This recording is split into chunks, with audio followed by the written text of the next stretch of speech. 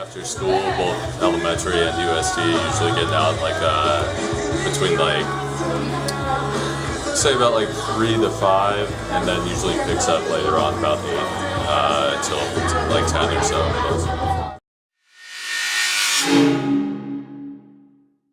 You can see on the machine there's these 2 lights right here, or well, they're inactive right now.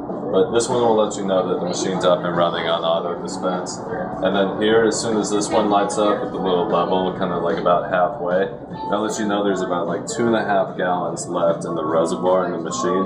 Once it gets down to here, the machine won't operate. There's only like half a gallon that's only kept in there to keep the machine operational. So once that happens, we usually have to obviously change them out to something new, and so it takes 2 cycles of about 2 gallons of water, and just like cleaning and scrubbing on the outside of the machine to get everything out, and then from there it's another 2 gallons of water mixed with the sanitizer. It's a powder sanitizer solution that we go and also scrub into the sides of the machine with a brush, and just go and flip it on to the wash mode right there. Start spinning the blades, moving the sanitizer, clean the machine. So once that happens, and you've got it all dried out and sanitized, you can go and put the new product in. It takes at least a gallon in there before you can turn the machine on. And from there you're ready to go. Dispense a little bit out to get out the rest of the water and sanitizer, about like 8 ounces. So, but yeah, you can see in here, inside the machine, it's hard. I believe it's a 5-gallon reservoir in here. So, think of inside.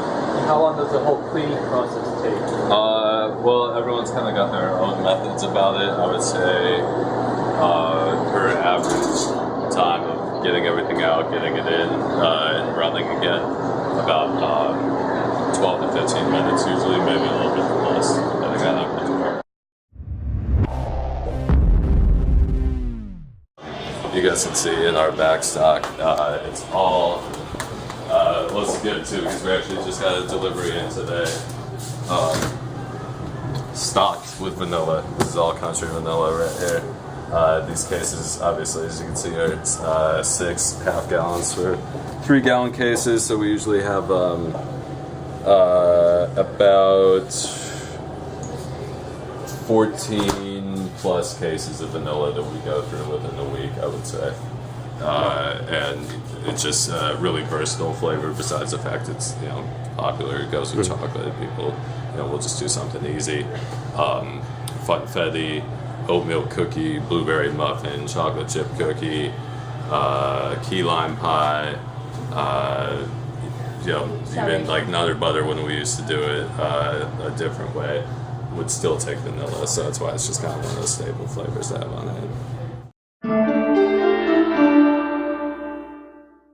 You'll get a little bit of fluctuation in price sometimes. There's not really like that I can think of where we come across something like, God, there's a peanut butter shortage, or like we're gonna have to like be paying a whole bunch more for something like that. But as of late, something I can think of is just some of the prices actually, like the pecans and walnuts and stuff like that, like are going up. But in that, at the same time, like they do with everything else, that they carry, it's usually not just going to be one brand. It's, if they carry mochi, they're going to have 5 or 6 different kinds of brands of mochi for people, to try out. Like, and whether it's based on necessity, and what they're using it for, or just cost, like bottom.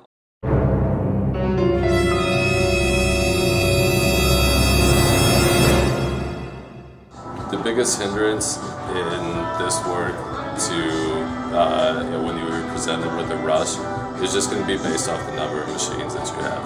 I can understand it does look like we have a little bit of a bottleneck in here anyway, and if it got really busy it could get awkward, but at the same time, if you've got 60 people in here and you've got a mile-wide store and you still have 4 machines, it's not going to do anything. It's just going to be based off of where people can get to. There's only one focal point at the store that everyone's trying to get to for the most part. Like everyone's trying to get to the yogurt, and they're like gonna have to deal with it accordingly. But then from there to kind of like wind it out and wrap it out, we've got this area just a little bit wider, so that people can go and still have the ability to stand back to look at the toppings, to confer with their friends and everything, and still be able to wrap the line through here or out this way if need be, and still be able to accommodate everyone trying to get toppings as well.